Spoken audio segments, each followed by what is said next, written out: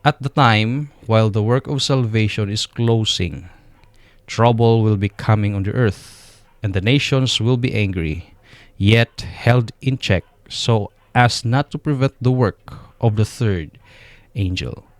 Kita ninyo that the time setters are actually off the track.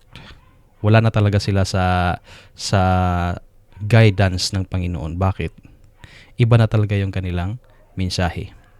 May 1, sabi nila, time of trouble, Sunday law, and then at the same day din matatapos yung kaligtasan ng tao.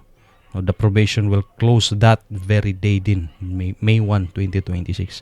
But the Word of God does not allow that to happen. Na, ang gusto ng Panginoon na matupad is yung kanya talagang salita. No? Ang sabi dito, at that time, sa time of trouble or the Sunday law, the work of salvation is closing, hindi closed. It is closing, meaning may nasarado na kasi may mamamatay eh. May nasarado na pero may nagpatuloy pa. Kasi nga, magpatuloy pa rin yung pagmensahe that time. Kasi meron tayong tinatawag na mga 11th hour worker.